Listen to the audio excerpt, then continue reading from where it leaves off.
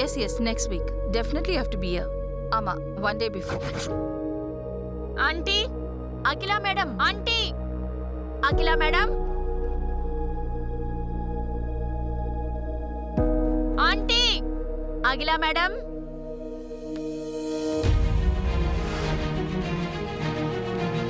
Aunty,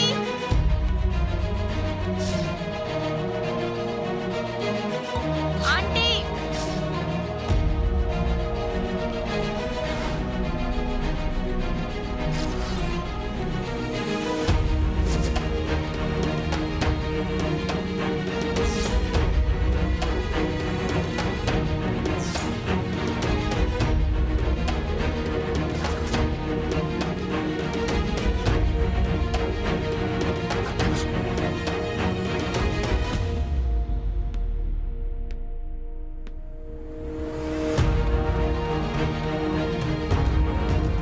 Aishwarya, உங்கள் கோவத்துக்கு என்ன காரணம், என்ன நடந்துச்சு எல்லாம் எனக்கு தெரியும்.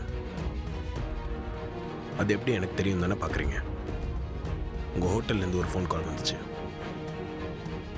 இது எதுவும் அம்மாவுக்கு தெரிய வேணாம் ப்ளீஸ். போன்ல கேட்டதுக்கே உங்களுக்கு இப்படி இருக்கே, நேர்ல பார்த்தா எங்களுக்கு எப்படி இருந்திருக்கும்?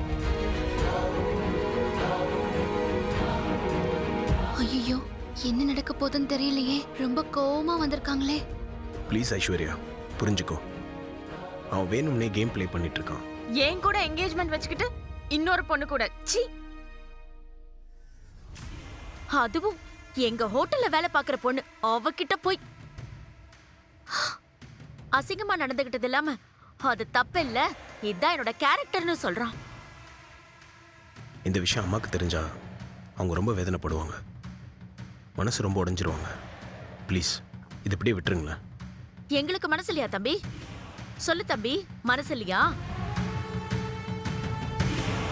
பையனை பெத்த உங்க அம்மாவுக்கு அப்படின்னா பொண்ணை பெத்த என்ன நினைச்சு பாரு. அந்த கன்றாவிய நேர்ல பார்த்த என் பொண்ணோட மனசு நினைச்சு பாரு. என் பொண்ணோட எதிர்காலம் என்ன ஆகுறது? நான் உங்களுக்கு ப்ராமிஸ் பண்ணி தரேன், அருணை எப்படியாவது சரி பண்ணிடுறேன். அவன் ஏன் இப்படி நடந்துக்கிறான்னு எனக்கு தெரியும். இந்த ஒரு தடவை எனக்காக கொஞ்சம் பொறுத்துக்கோங்க ப்ளீஸ். நாய் வாழ நிமித்துறதும் அருணை திருத்துறதும் ஒண்ணுதான். நல்ல வேலை இன்னும் நிச்சயதார்த்தம் நடக்கல, அது வரைக்கும் சந்தோஷம்.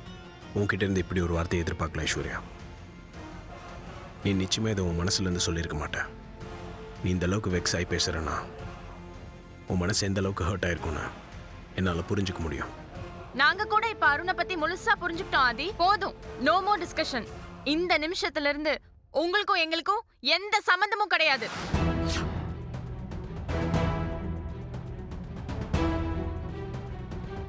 நீங்க ரெண்டு பேரும் அருணை பத்தி யோசிக்காதீங்க. எங்க அம்மாவை பத்தி, இந்த குடும்ப கௌரவத்தை பத்தி கொஞ்சம் யோசிச்சு பாருங்க. அருணை நான் மாத்தி காட்டுறேன். இனிமே அவன் இந்த மாதிரி பைத்தியக்காரத்தை நல்லா பண்ண மாட்டான். அதுக்கு நான் உங்ககிட்ட ப்ராமிஸ் பண்றேன். என் லைஃப்ல நான் இது வரைக்கும் யார்கிட்டயும் ரிக்வெஸ்ட் பண்ணதில்லை. முதல் தடவை உங்ககிட்ட கேட்குறேன். என் மேல உங்களுக்கு உண்மையாவே ரெஸ்பெக்ட் இருந்தா தயவு செஞ்சு இந்த விஷயத்தை இதோட மறந்துடுங்க. ஆதி,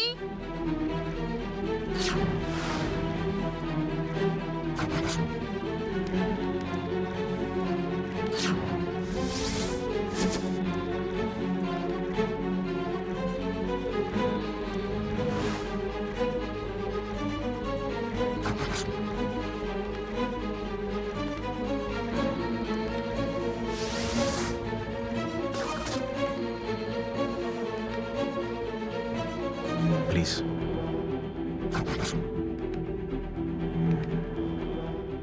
இப்ப ஐஸ்வர்யா அம்மா கிட்ட எல்லாத்தையும் சொல்லிட்டாங்கன்னா அப்புறம் அம்மா என்ன பண்ண போறாங்களோ?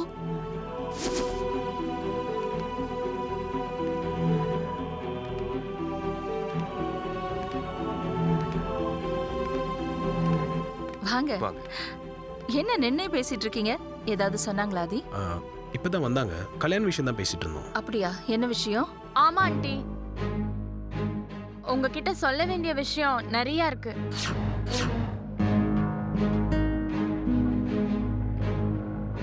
சொல்லு. அது வந்து ஆண்டி, அருணை பத்தி அருணை பத்தி என்ன சொல்லு. ஐஸ்வர்யா என்ன சொல்லுமா, பயப்படாம சொல்லு. ஆமாமா, பயப்படாம சொல்ல ஐஸ்வர்யா.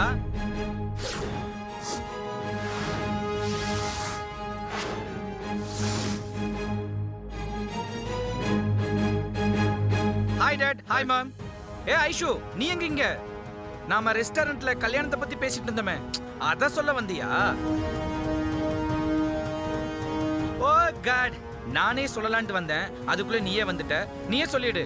பெரியவங்கள பேசிட்டு இருக்கீங்க, நான் இப்ப ரெஃப்ரெஷ் ஆயிட்டு வந்துடுறேன். ஓகே ப்ரோ, செம்ம டயர்டா இருக்கு, நான் போய் ரெஃப்ரெஷ் ஆயிட்டு வரேன். 2 minutes.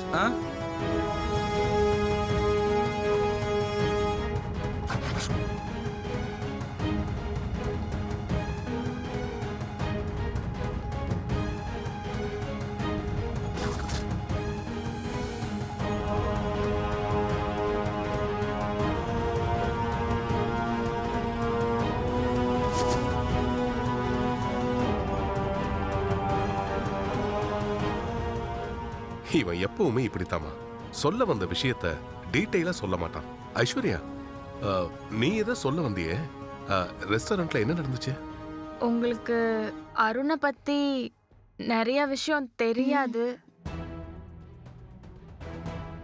ஓஹோ, கல்யாணத்துக்கு முன்னாடியே எங்களுக்கு தெரியாத விஷயத்த நீ கண்டுபிடிச்சிட்டியா? Come on, tell me.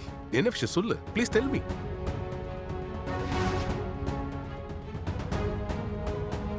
சொல்லுமா. கடவுளே, எதுவும் சொல்லக்கூடாது. அது வந்து அருண் அது ஒண்ணுல ஆகல மேடம். என் சொந்தக்காரர் ஒருத்தர் வயசானவர் யுஎஸ்ல இருந்து வந்திருக்காரு. கல்யாணத்துக்கு வர முடியுமோ முடியாதோன்னு பொண்ணையும் மாப்பிள்ளையையும் பார்க்கணும்னு சொன்னாரு. அத தம்பி கிட்ட சொன்னோம். தம்பி அதை உங்ககிட்ட கேட்கறதுக்கு பயப்படுறாரு. அதனாலதான் நாங்களே நேரடியா வந்து உங்ககிட்ட கேட்கலான்னு வந்தோம். இல்ல ஐஷு? ஆமா ஆண்டி. என்ன ஐஸ்வர்யா நீ பெரியவங்கன்னு வேற சொல்றீங்க. அவங்க ஆசீர்வாதம் நமக்கு என்னைக்கும் முக்கியம்தான். நீ ஒண்ணு பண்ணு தாக்ஷாயினி, ஃபோன் பண்ணி அவரை இங்க வர சொல்லு. நாங்க எல்லாரும் அவரை பார்த்த மாதிரி இருக்கோம், ஆசீர்வாதமும் வாங்கிப்போம். ஓகே, சரி வாங்க, உள்ள போய் பேசலாம். ஓகே வாங்க. வா ஐஷு.